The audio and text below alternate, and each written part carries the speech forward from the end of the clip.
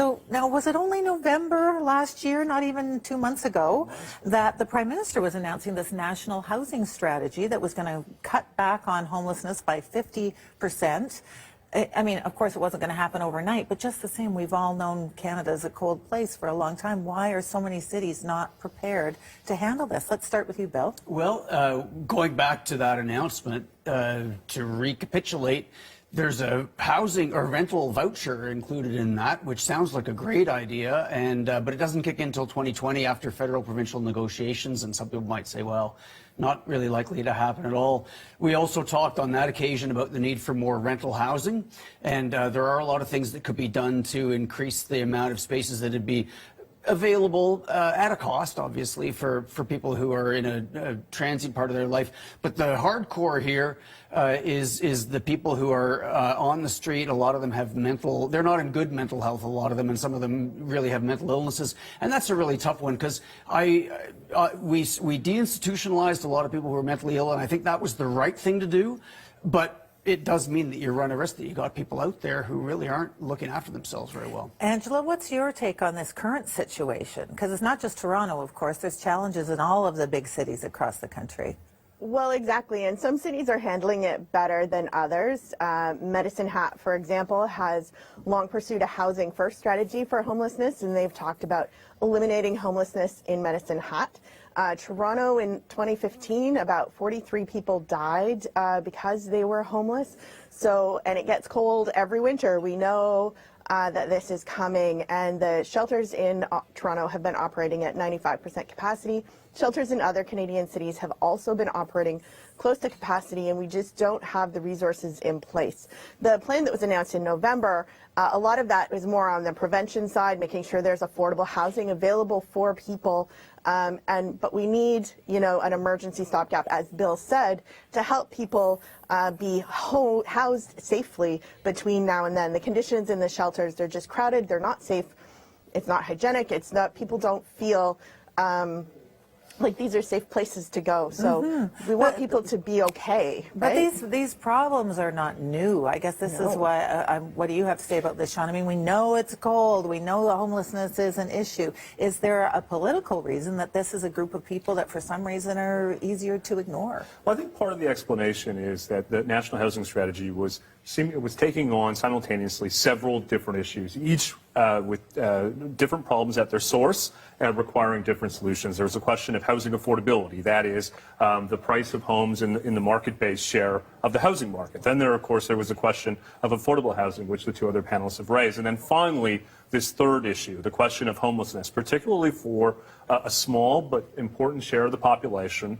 that is facing regular or chronic homelessness. We see about 30,000 to 35,000 people homeless, searching for shelter every night, and about 4,000 to 8,000 people facing chronic homelessness. And so, I think the National Housing Strategy made some important steps around affordable housing, and less so, incidentally, on the question of housing affordability. There's obviously more work to do on the question of homelessness. Angela raised the Housing First strategy, which incidentally was something championed by the Harper government during my time in Ottawa. But I think we'll have to deal with this immediate crisis, particularly because of the weather conditions. But I hope that when that passes, we can step back and have a bit more dispassionate conversation about how we can start to make more progress for the very people that I'm talking about. But it's one of the issues that there are so many levels of government involved here, because we've got, John Tory talking about it in Toronto. We're talking about the Prime Minister doing things, cities, provinces having strategies. Is there just like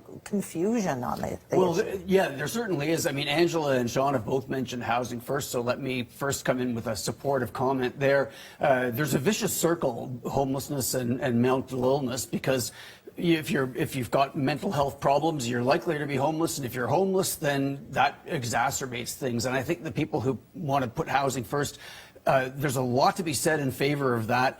being somewhere on a regular basis, it's a lot easier to service people. You know where they are and so on. The difficulty is with the levels of government thing, the feds are a million miles away from it.